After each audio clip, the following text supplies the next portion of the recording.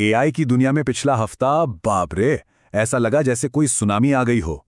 इस एक हफ्ते में हमने जबरदस्त ताकत, बहुत बड़े बड़े निवेश और उतने ही गंभीर नतीजे, सब कुछ एक साथ आते हुए देखा। तो सवाल ये उठता है कि एआई ने जो ये बड़ी बड़ी छलांगें लगाई हैं वो हमें आगे ले जा रही हैं या फिर हम किसी चट्टान से बस नीचे कूदने वाले हैं। आज हम इसी पहेली को समझने की कोशिश करेंगे। तो चलिए शुरू करते हैं। सबसे पहले बात करते हैं वर्चस्व की, इस होड़ की। दुनिया की जो बड़ी बड़ी टेक कंपनियां हैं ना, वो इंटेलिजेंस का भविष्य बनाने के लिए एक जबरदस्त रेस में लगी हुई हैं।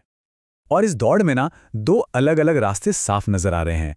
एक तरफ है गूगल, जो अपनी नई आयरनवुड चिप के साथ रॉ पावर और स्पीड पर फोकस कर रहा है, मतलब एआई मॉडल्स को 4 गुना ज्यादा तेजी से चलाने की तैयारी। तो दूसरी तरफ है माइक्रोसॉफ्ट, जो कह रहा है कि वो मानवतावादी सुपर इंटेलिजेंस बनाएगा, एक ऐसी एआई जिसका मकसद ही इंसानियत की सेवा करना हो।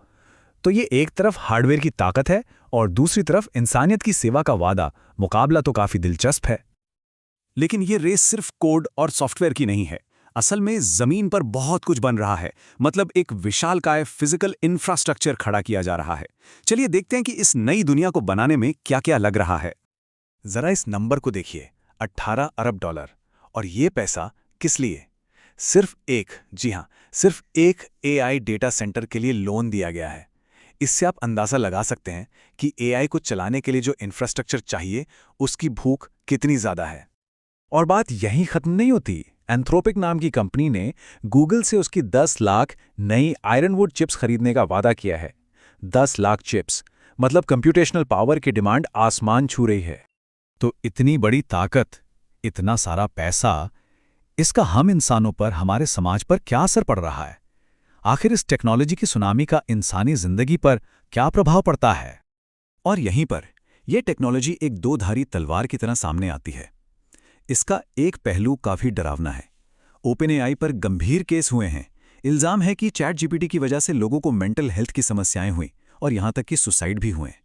दूसरी तरफ गूगल की रिपोर्ट्स बताती हैं कि नॉर्थ कोरिया और चीन जैसे देश एआई को साइबर अटैक के लिए एक हथियार की तरह इस्तेमाल कर रहे हैं। अरे, अमेज़न जैसी कंपनी भी एआई एजेंट से परेशान है, जिसने बिना इजाजत के शॉपिंग कर डाली।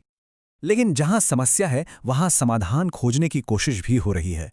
अमेरिकी सेनेट में एक बिल लाया गया है ताकि एआई की वजह से जाने वाली और आने वाली नौकरियों पर नजर रखी जा सके। वहीं एमआईटी के रिसर्चर्स ज्यादा सुरक्षित एआई सॉफ्टवेयर बनाने पर काम कर रहे हैं। और तो और, कुछ टीमें तो दिमाग जैसे डिवाइस बना रही हैं ताकि एआई को कम एनर्जी में चलाया जा सके। अब जरा प्रैक्टिकल बातों से हटकर सोचते हैं कि कैसे एआई हमारी सोच को ही बदल रहा है। हमारी क्रिएटिविटी, हमारी भाषा, हमारा लॉजिक, सब कुछ। और इसी से जुड़ा एक बड़ा ही दिलचस्प शब्द सामने आया है, ब्रेन रॉट, मतलब दिमाग का सड़ना। ये तब होता है जब एआई मॉडल्स को सोशल मीडिया के घटिया डेटा पर ट्रेन किया जाता है, तो उनकी लॉजिक और एक्यूरेसी दोनों ही कम हो जाती हैं।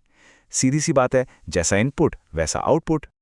एआई हमारे काम करने का तरीका भी बदल रहा है और इसका सबसे बड़ा उदाहरण है वाइब कोडिंग। इसे वर्ड ऑफ द ईयर भी चुना गया है। ये एक ऐसा तरीका है जिसमें प्रोग्रामर्स सख्त लॉजिक के बजाय अपनी फीलिंग और अंदाजे से कोडिंग करते हैं और इसमें उनकी मदद करते हैं एआई असिस्टेंट्स।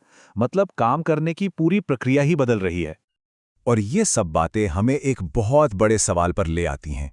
क्या एआई सच में, मतलब वाकई में क्रिएटिव हो सकता है? नेचर जैसे बड़े साइंटिफिक जर्नल में इस पर जोरदार बहस चल रही है।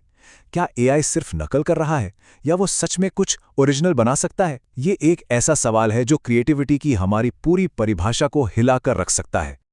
तो इस पूरे तूफानी हफ्ते से हमें क्या सबक मिलता है? इसका निचोड़ क्या है? देखिए, निचोड़ बहुत सीधा सा है। एआई बनाने की हमारी जो ताकत है, वो हमारी समझदारी से कहीं कहीं ज्यादा तेजी से भाग रही है। हम 18 अरब डॉलर के डेटा सेंटर तो बना रहे हैं, लेकिन हम अभी तक ये नहीं समझ पाए हैं कि इसका समाज पर असर क्या होगा और उसे कैसे संभालना है। और ये हमें एक आखिरी और शायद सबसे ज़रूरी सवाल पर छोड़ जाता है। जैसे जैसे एआई अपनी ये नई दुनिया बना रहा है, इसके नियम, कायदे, कानून आखिर लिख कौन रहा है? इस पर सोचना बहुत ज़रूरी है।